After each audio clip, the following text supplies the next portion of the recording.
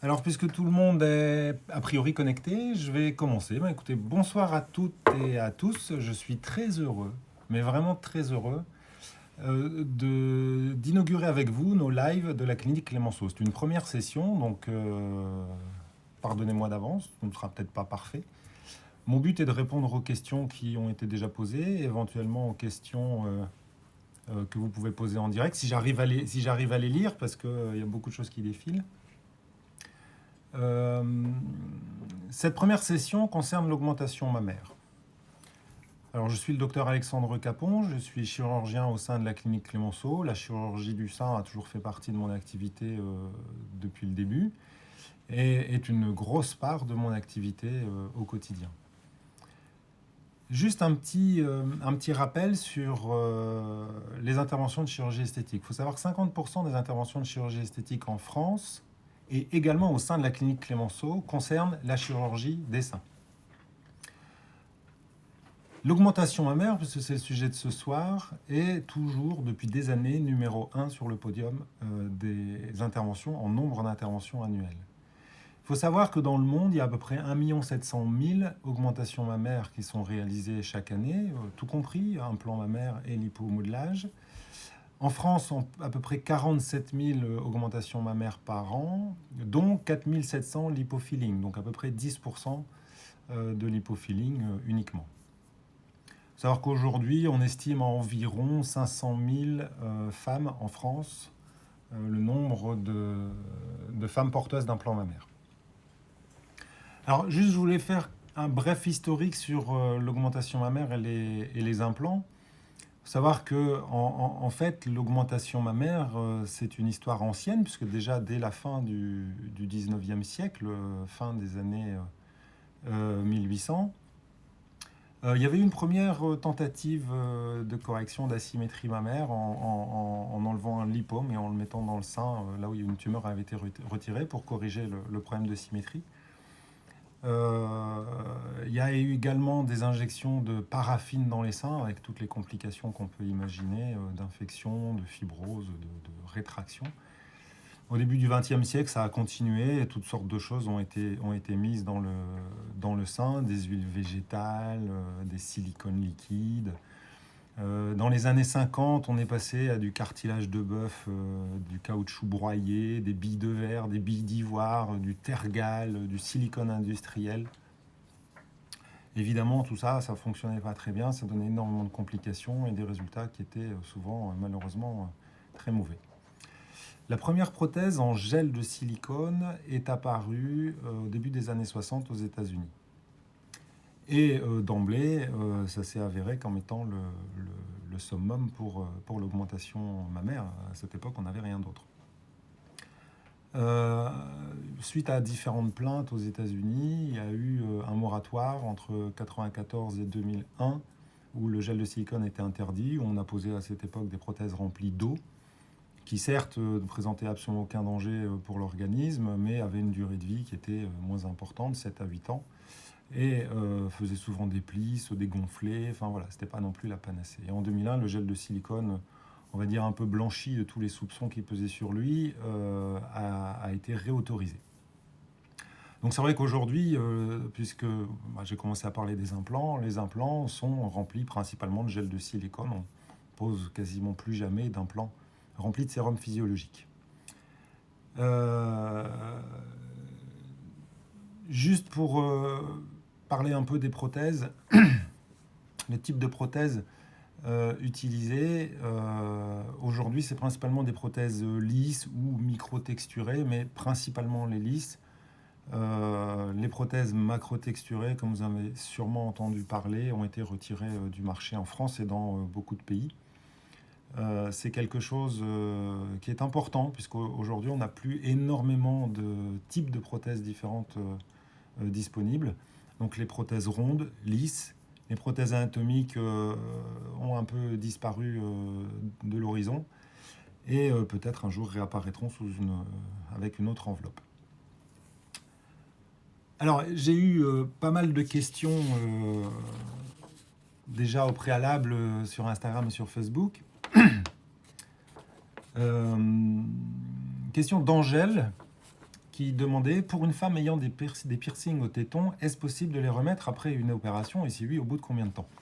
Alors, bien sûr, c'est une possibilité.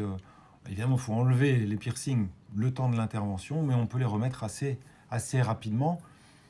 Après, tout dépend de la voie d'abord, c'est-à-dire de la cicatrice. Évidemment, si la cicatrice se situe au niveau de l'aréole, il faudra attendre quand même la cicatrisation, c'est-à-dire une dizaine de jours, pour avoir la possibilité de remettre les piercings. En revanche, si la cicatrice est soit au niveau du creux axillaire ou dans le pli sous le sein, on peut remettre très rapidement ces piercings dès le lendemain, ça ne pose aucun problème.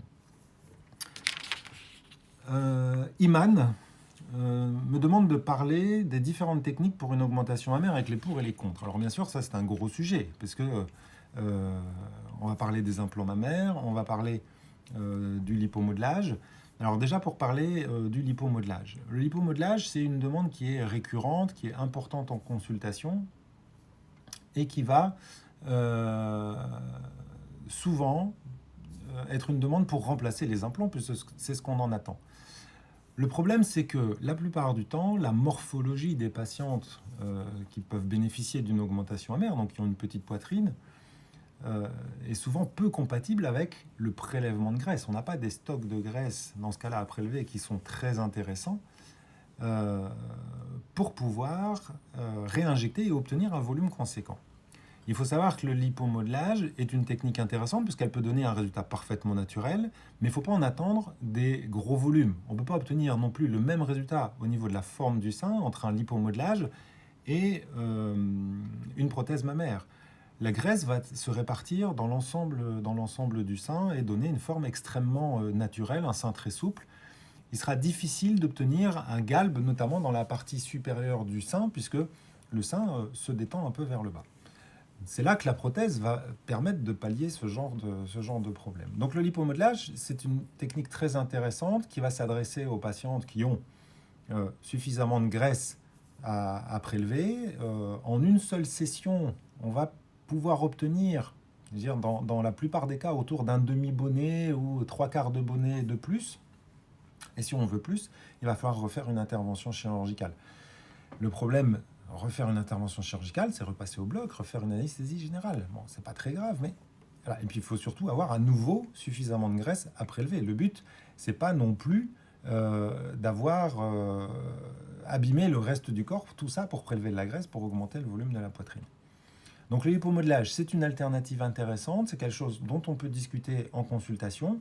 Malheureusement, je dirais, dans les 3/4 des cas, il n'y a pas de graisse à prélever pour avoir une augmentation mammaire satisfaisante.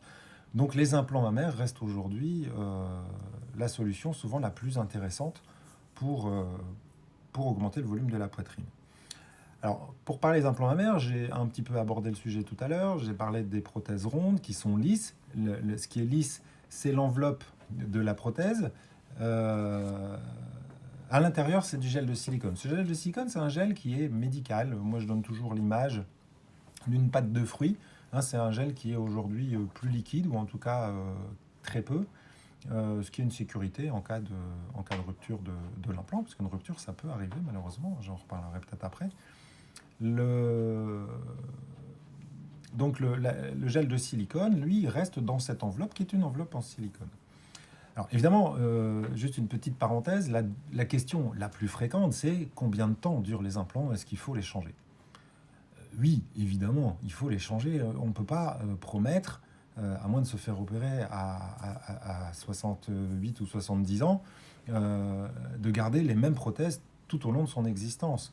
Aujourd'hui, on sait qu'une durée de vie d'un implant, c'est autour d'une quinzaine d'années, parfois un peu plus, parfois un peu moins. Et donc, il faut le changer. Maintenant, comment sait-on qu'il faut le changer? Il peut y avoir des signes. Le sein se modifie, il devient un peu plus ferme, un peu plus dur, la forme change, on peut avoir des petites douleurs. On peut aussi n'avoir aucun signe.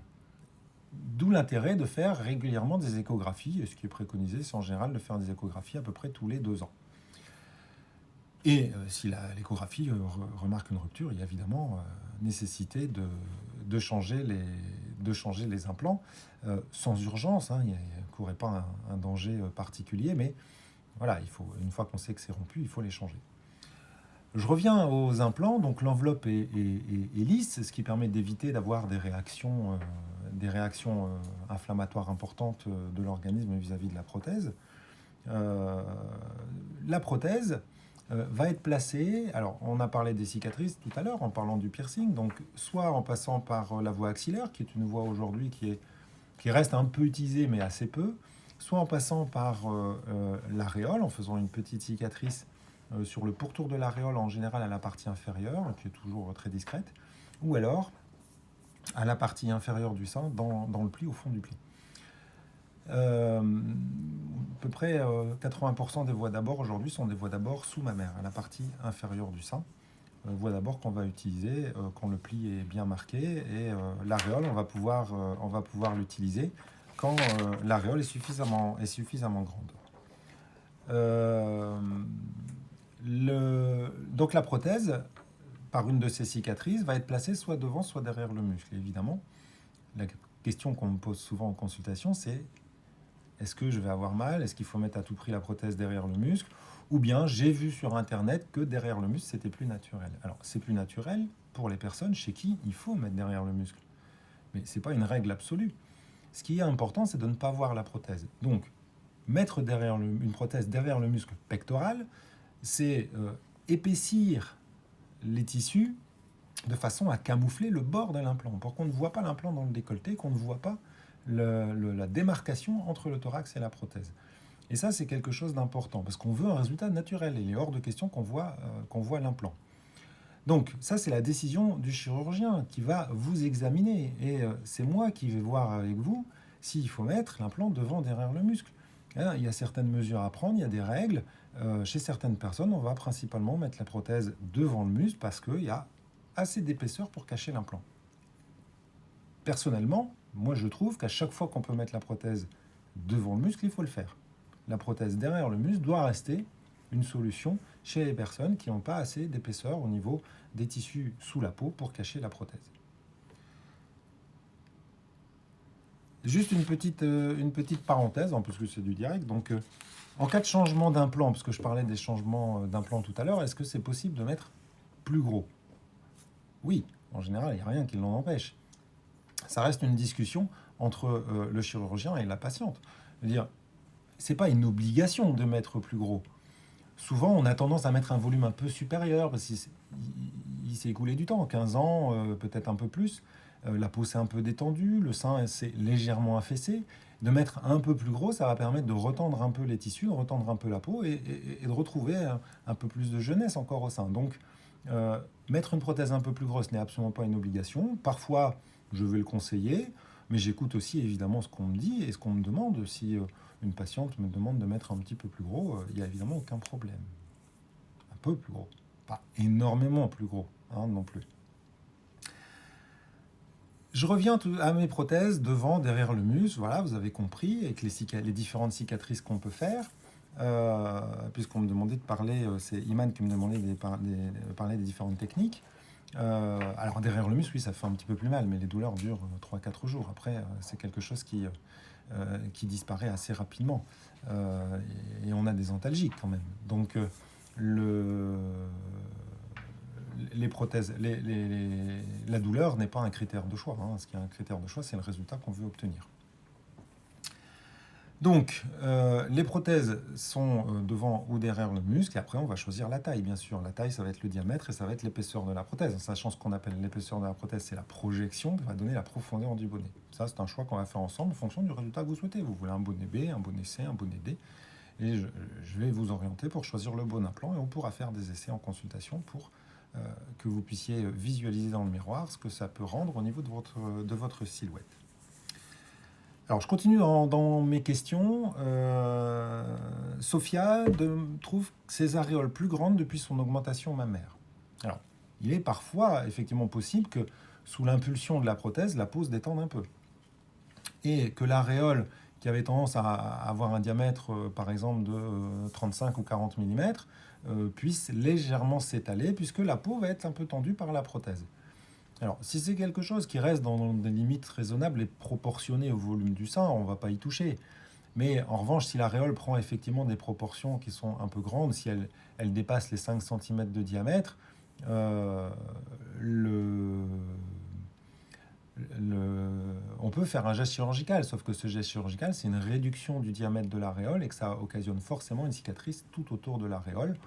Voilà, et ça c'est à discuter bien sûr, ça fait partie des discussions, avantages, inconvénients, bénéfices et présence des cicatrices par rapport aux résultats qu'on peut obtenir, tout en sachant que quand on réduit l'aréole, sous la tension des tissus, elle peut parfois se réélargir encore un petit peu derrière. Donc ça voilà, c'est vraiment quelque chose, c'est au cas par cas et il faut discuter de ça ensemble en consultation.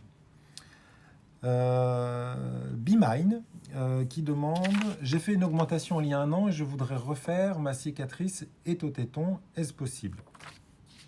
Alors, oui, 1 an c'est un peu tôt quand même pour refaire une augmentation mammaire. J'imagine c'est pour changer d'implant, peut-être pour mettre un peu plus gros. Que la cicatrice soit au téton ou pas, ça pose pas de problème particulier. On repasse si c'est possible par la même cicatrice. Évidemment, si on veut mettre une prothèse qui est un peu grosse par rapport à la taille de l'aréole, peut-être qu'on choisira une autre voie d'abord pour ça, mais on peut quand même passer des volumes déjà conséquents par une aréole qui fait au moins 4 cm de diamètre. Donc ça pose pas de problème. Après, changer au bout d'1 an, c'est un peu tôt quand même. Bon, ça c'est aussi une discussion à avoir en consultation. Je vois une question ici: quelle est la différence entre les différentes projections? Les différentes projections, c'est ce que je vous disais, c'est on a des projections basses, moyennes, pleines ou extra-pleines, qui vont permettre de donner des profondeurs de bonnet différentes. Donc ça, c'est le choix de la projection pour obtenir le bonnet B, le bonnet C ou le bonnet D, en fonction évidemment du sein de départ, parce que la prothèse vient s'ajouter au sein, et le résultat final, c'est l'addition du sein existant et de la prothèse. Donc la projection finale, c'est l'addition de la projection de la prothèse et de l'épaisseur de la glande mammaire qui existe déjà. Angèle demande si elle peut venir accompagner lors du premier rendez-vous dans la situation actuelle.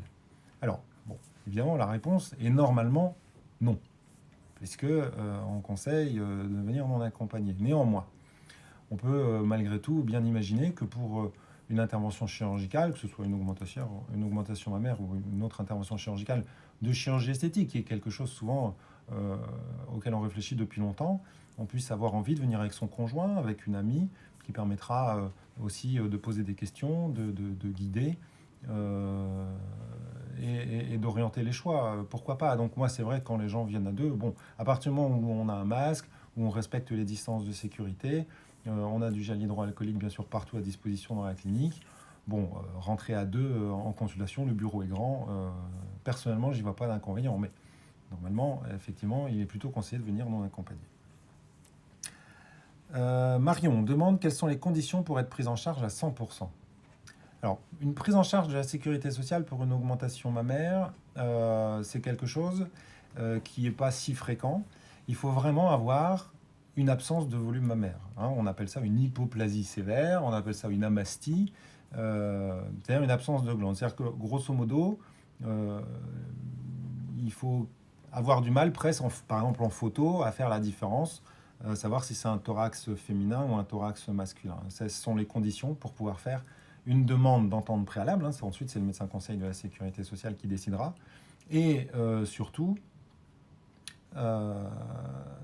voilà, il faut évidemment voir en consultation, et c'est le chirurgien qui détermine si les critères sont présents ou pas. On ne va pas faire une demande d'entente préalable si les critères ne sont pas présents.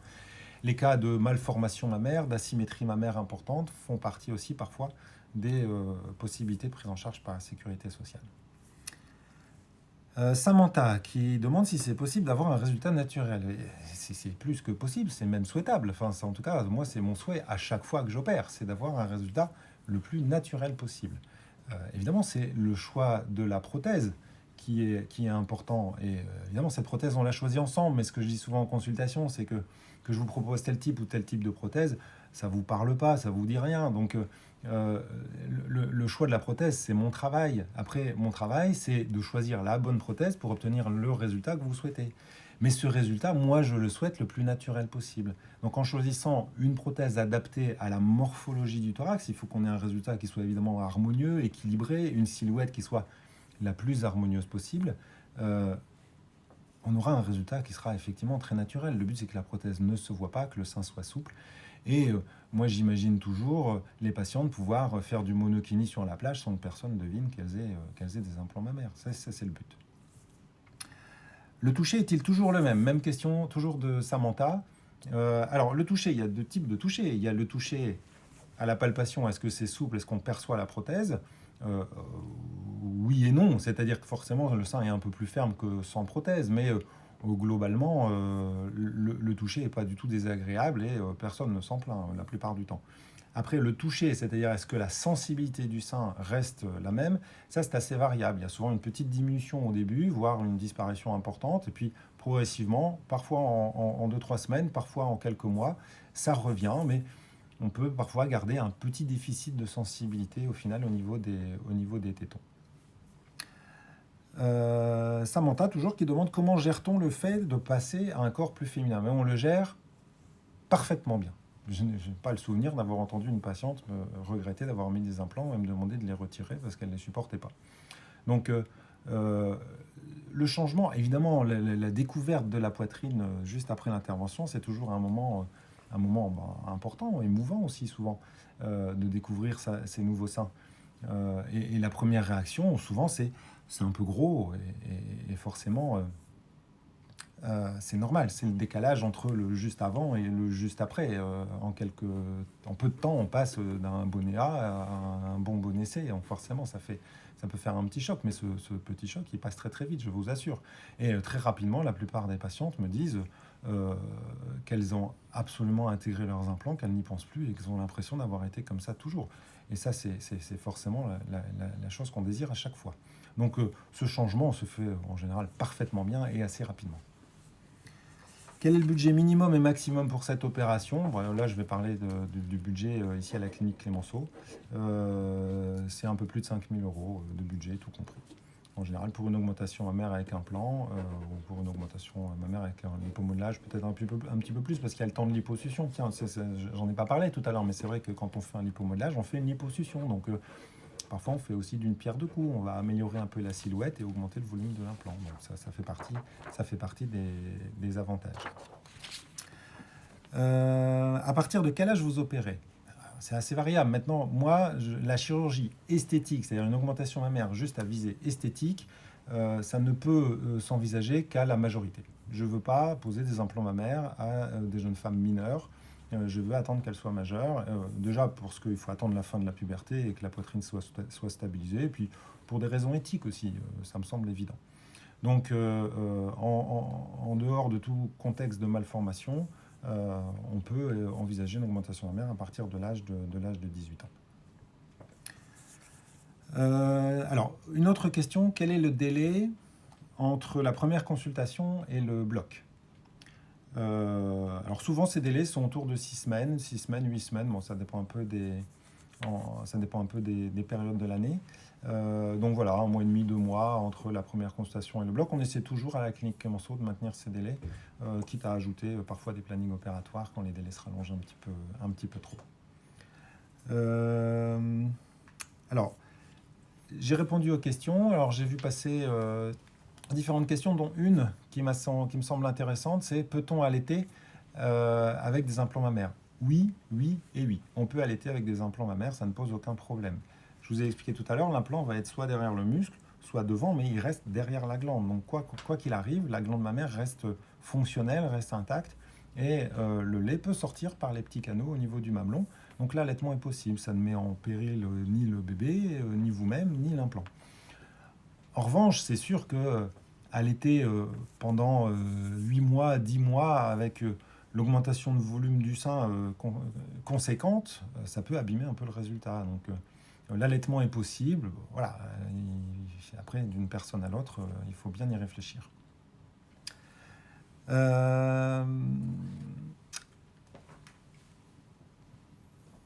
Est-ce qu'il y a encore des questions? Alors, je vois passer les questions. Le problème, c'est qu'il y en a pas mal qui passent et je je ne sais pas, une augmentation mammaire qui a été faite il y a 6 mois, est-ce que vous seriez prêt à me recevoir pour nouveau travail? Oui, bien sûr.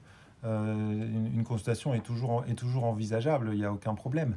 Et on pourra toujours discuter des éventuelles possibilités d'amélioration. Ça pose pas de souci. Ça fait déjà presque une demi-heure qu'on est ensemble. Le temps passe super vite. Enfin, je parle. J'espère avoir répondu à la plupart des questions. Je pense qu'il y a beaucoup de questions qui ont dû passer et que j'ai pas eu le temps de voir. En plus, vous avez remarqué, j'ai pas mis mes lunettes. Mais, mais ça va, j'arrive à lire quand même. Donc, évidemment, il y aura d'autres lives sur l'augmentation mammaire. Il y a peut-être et sûrement encore beaucoup de choses à dire. Je vois une question. Après combien de temps peut-on reprendre le sport après l'intervention? C'est à peu près 6 à 8 semaines. Évidemment, au bout d'un mois, 3-4 semaines, on peut reprendre le bas du corps sans problème. Et tout ce qui fait aller les pectoraux, tout ce qui impacte sur la poitrine, course à pied, fitness, etc., moi je conseille 6 à 8 semaines. Aussi la brassière, parce qu'il y a une brassière à porter après l'intervention, il reste 3 minutes. Il faut la garder au moins un mois, jour et nuit. Et moi, je conseille souvent encore de la garder une quinzaine de jours après. Ce premier live prend fin. J'ai vu défiler beaucoup de gens, donc je suis content de voir que vous étiez nombreux à suivre ce premier live de la clinique Clémenceau. Évidemment, c'était le premier, donc j'ai essuyé un peu les plâtres. Donc, surtout, dites-nous en commentaire ou en question sur les comptes Instagram de la clinique ou sur le mien, ce qu'on peut améliorer, ce qu'on peut faire de plus. Il n'y a aucun problème parce que le but, c'est évidemment de faire des lives qui répondent à toutes vos questions. Je vous remercie donc d'avoir été nombreux et nombreuses à suivre ce live. Je vous rappelle que le prochain live sera animé par le Dr Elia le 10 décembre 2020 à la même heure, à 19h30, sur le thème de la rhinoplastie. Donc n'hésitez pas à poser toutes vos questions sur le compte Instagram, sur Facebook également. On essaiera comme là d'y répondre. Dites-nous ce qui peut être amélioré. Dites-nous si ce n'était pas audible, si l'image n'était pas bonne. Voilà. Mais en une demi-heure, c'est forcément difficile de faire le tour d'un thème, le tour d'un sujet. Et évidemment, il y a encore sûrement beaucoup de choses à dire. Alors encore, merci à toutes et à tous d'avoir suivi ce live. Et je vous dis à bientôt. Rendez-vous donc le 10 décembre pour le live du Dr Elia sur la rhinoplastie à 19h30 sur le même canal. Bonne soirée et à très bientôt.